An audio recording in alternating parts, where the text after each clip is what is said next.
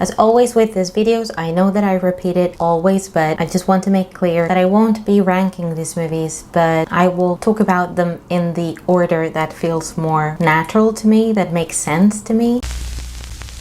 Hey guys, I hope you're doing okay. Welcome back to my channel. Today, as you can see in the title, we're here to talk about Dorothy McGuire and also 5 of my favorite movies out of all the films she made. This video is truly an appreciation video, like some I've done for actors and actresses that I really love, such as Jean Arthur, Olivia de Havilland, Gene Kelly, Rock Hudson, William Holden, and really Dorothy McGuire, although maybe not as remembered as those I've just mentioned. She is truly one of my favorites, so I thought that I owed her really a video like this. And as always, I hope that you enjoy it, and if you're not yet a fan of Dorothy McGuire's work, I hope that by the end of this video at least you'd be willing to watch more films of hers, and that's really truly my intention with this video. So the idea for this video really took form after I came across a video of the late, sadly, Norman Lloyd, and that video, which you can find through YouTube, I will leave a link down below. It's quite illuminating, especially on the personality of Dorothy. There is really not that much information on Dorothy, really, so I jumped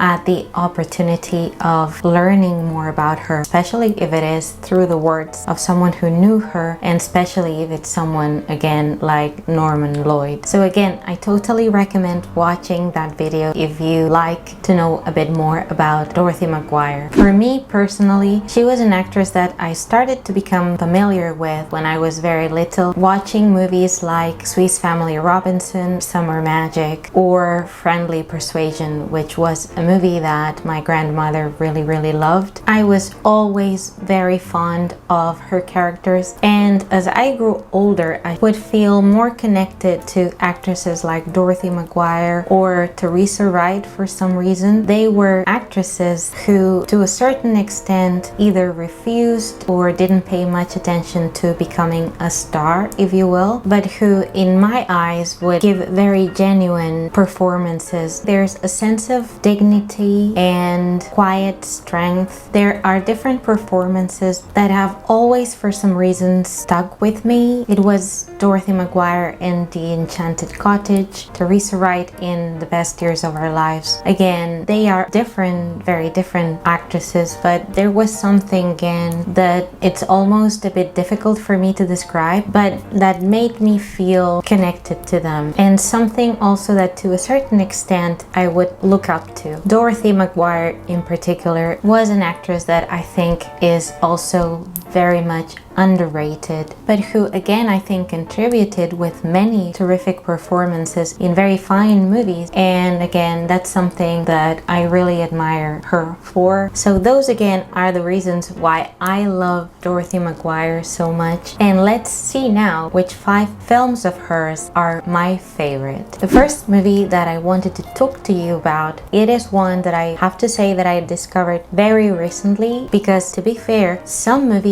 Dorothy McGuire movies are really hard to find, especially the ones she did at the beginning of her career. So that's something that I wanted to point out. But coming back to the movie that I wanted to talk to you about, the first movie, I'm referring to Claudia, released in 1943 and directed by Edmund Goulding. Claudia was an adaptation from the play written by Rose Franken, and this was incidentally Dorothy's first film. She had previously starred in the Broadway production of Claudia 2 years before in 1941, which had been a terrific success, and David O. Selznick noticed her, praised what a magnificent actress she was, and he brought her to Hollywood. And so again, as I was saying before, this was a very promising start for Dorothy. I don't want to say too much, as always, about the plot. In this case, I will say though that I feel that this movie is a very blunt combination of comedy and drama. This is a movie that, upon watching it, probably because of my relationship with my mom, has stuck with me, and it became an instant favorite in my case. This was the first pairing also of Dorothy McGuire and Robert Young, and in this movie, in Claudia, their pairing felt to me like one of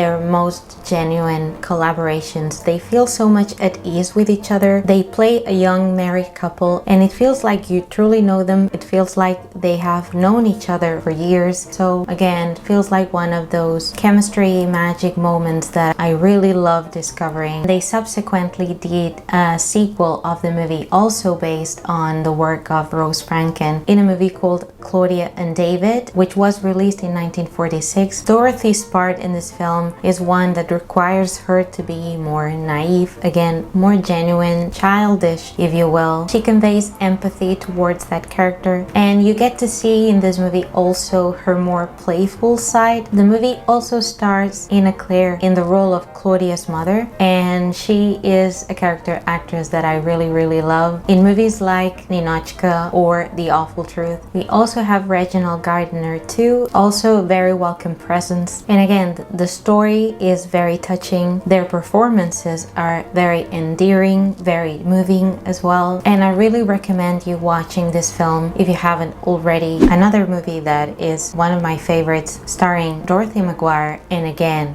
Robert Young, is The Enchanted Cottage, released in 1945 and directed by John Cromwell, whom we mentioned when we talked about the movie The Prisoner of Zenda. This is much like the case of Claudia, although in a very different way. Another beautiful and quite rare, in my opinion, or unusual movie that Dorothy did at the beginning of her career, and that was, I think, one of her most fantastic performances. And it is yet again another fantastic glimpse at what that chemistry that I was mentioning between Dorothy McGuire and Robert Young looks like. In this case, with some different elements which add to the story. The fact that it feels a bit like a fairy tale or a fable. Again, don't want to give away much about The Enchanted Cottage. I will say though that this movie has, in my opinion, a very beautiful message. Some parts of the story and also perhaps the depiction of the characters might feel in some instances somewhat dated, but again the message I feel is timeless. The Enchanted Cottage, yet again,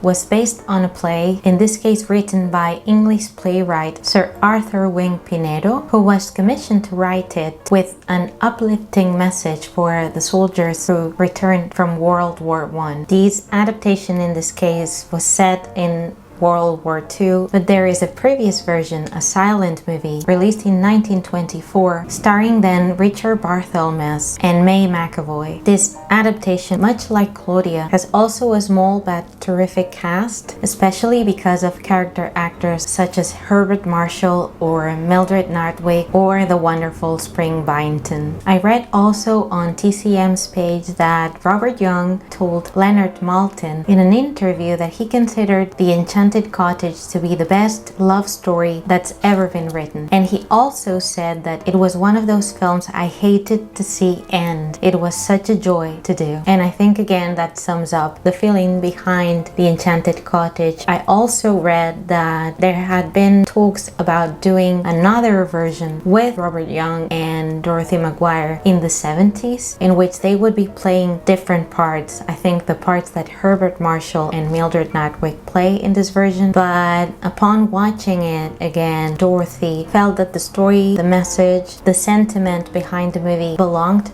to another era, and I think that she was right. But in The Enchanted Cottage, there are also more elements at play aside from Dorothy's performance, which is yet again magnificent in my opinion, also everyone else's. But there are also other elements that make this movie quite unique. It's cinematography, in this case by Ted Tetzlaff, the way he lights the characters or keeps them in the dark. I think that it's quite magical. Also the soundtrack of this movie, again, which is something that has been mentioned also by the channel Classic Films I Love, is a terrific one. It is by composer Roy Webb, who was a very prolific composer and who scored movies like Notorious, Out of the Past, or Cat People. In this film, the music particularly plays a very prominent part, also because of the role played by Herbert Marshall. So again, music is quite significant in this movie and is quite beautiful too. Also, the film was produced by Harriet Parsons, the daughter of Louella Parsons. So again, quite an unusual production, and I should say that in my opinion is one of those gems that Hollywood gave us. Another movie that is also one of my favorites, and that it was released just 1 year after The Enchanted Cottage, is The Spiral Staircase, directed by Robert Siodmak. If you have seen some of my noir related videos, you know by now that Robert Siodmak was a fantastic professional. This is sadly not a movie starring Robert Young. There are certain things in life you have to accept, but it has remained nevertheless one of my favorites. In this case too, because this movie has a lot of ingredients that makes it yet again a very unique, very fantastic movie in my opinion. It was in this case produced by Dorshari for RKO, and it's precisely, I should say, because of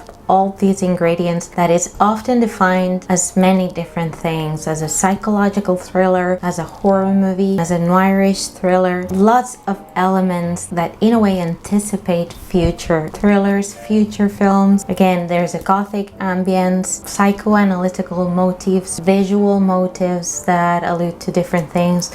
We could really go in depth with this one, but that's something that I will leave for another video because I would really need that much time to cover most of them. So in this case, we'll talk about the cast, we'll talk about Dorothy, we'll talk about her magnificent part that required her to be very quiet. In this case, her quiet strength was something that was imposed by the script, but we also have very prominent actresses like Ethel Barrymore, Elsa Lanchester, also George Brent, Kent Smith, Rhonda Fleming, and Rhys Williams too. And it's really one of the things that makes The Spiral Staircase a fascinating movie. Also, another element of fascination is the way it is shot. Even though only lasts, believe it or not, 83 minutes, but the way it is shot, the collaboration of Robert Siodmak and cinematographer Nicholas Musuraca, who is again another fantastic director of photography of works again like Out of the Past or Cat People. It's one of the reasons that this movie has you on the edge of your seat from start to finish. And I was forgetting to mention also the music of The Spiral Staircase, also by Roy Webb. So again, one of my favorites of Dorothy's, one of my favorite movies really, and again one that I'll try to pay tribute to in future videos. Also, another absolute favorite for me in Dorothy's career is Three Coins in the Fountain. This is a movie that I also mentioned in a video dedicated to classic romantic movies set in Italy. I talked about the movie there, so I won't go over what I said there. It'll just suffice to say that this is one of my, I should say, guilty pleasures. It's a romantic comedy that again I absolutely love because I've watched it so many times with my family. It brings so many memories, and that is not to say that this movie is bad or anything like that. It is beautifully done, and everyone who participates in it does a terrific job. Although, to be fair, I have to say that I have my preferences here, but only to cover it very briefly. This is a 20th Century Fox production released in 1954 and directed by John Negulesco, and it features three couples in Rome. And the formula for these movies, these romantic movies with three couples, was something that 20th Century Fox used a lot to compete in those days with television. This movie is shot in a wider format with a fantastic score, shot on location with so much footage of beautiful Italy, beautiful Rome, and again popular actors those days. We have here Jean Peters, Rosanna Brazzi, Maggie McNamara, Louis Jourdan, Dorothy McGuire, and Clifton Webb. This movie is again particularly dear to me, especially because of Dorothy McGuire's part as Frances, who is the secretary of the writer played by Clifton Webb. They play, I think, a very unlikely couple, yet they have a very lovely chemistry which truly plays out very well. He's not in his super cynical usual. It's only a little bit, but it's softened by Dorothy McGuire's character, and they have some of the most hilarious and funny scenes, at least for me, of the movie. She gets to be a bit more playful than in later movies when she just got to play the role of the mother, but still I think that her work stands out as particularly poignant and endearing in my opinion. This is a movie that also has a beautiful title song sung in the beginning of the movie by Frank Sinatra, so it is pure delight. And last but not least, another favorite that I've mentioned at the beginning of this movie is Friendly Persuasion, released in 1956 and directed by William Wyler. This was yet another movie that, as I said, I grew up watching and loving. It has many elements that have really stuck with me, not only Dorothy's performance but also Anthony Perkins' performance in this movie. There is a goose named Samantha that stole my heart, and yet again the message of this movie is one that again has really stuck with me. About the plot, I'll just say that the movie revolves around a Quaker family formed by Gary Cooper, Dorothy, Anthony, Phyllis Love, and young Richard Eyre, whose pacifist values are tested because of America's Civil War. And aside from that, obviously prominent conflict, this is also a very touching family portrayal. I think that this movie, in many instances, the success of this movie, because it was a success, set the tone for her subsequent roles as a mother. So I think she did always, much like Mary Astor, a terrific job, no matter how minor the role was, no matter the nature of the role. Something that is always mentioned about this movie is that it is the adaptation of a novel by Mary Jessamine West, and it was adapted for the screen by Michael Wilson, a writer that for many years didn't appear in the credits of this movie because he was blacklisted. In the end, many years later, his name was reinstated into the credits. Also, it's often mentioned Gary Cooper didn't want to do initially because he felt that his role as a pacifist was something that audiences who were accustomed to him taking part in conflicts would not approve of. He was very reluctant to play this part. He had also reservations against casting Dorothy McGuire, which is something that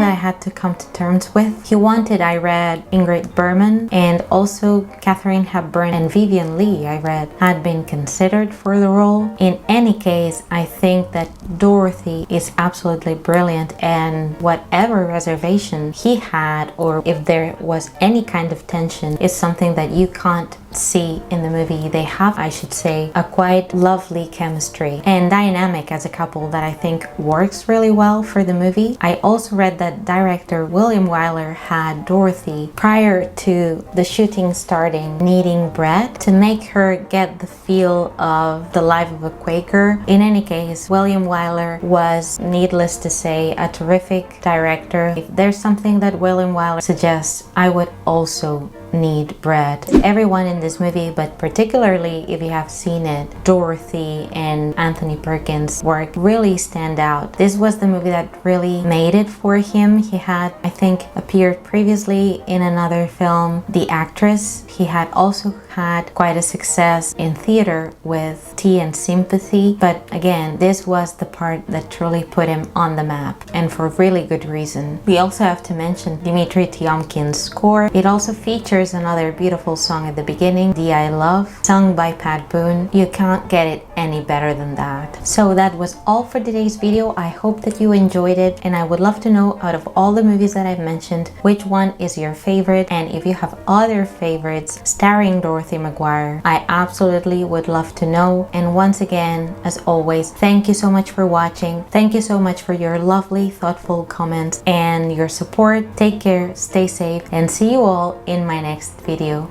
Bye!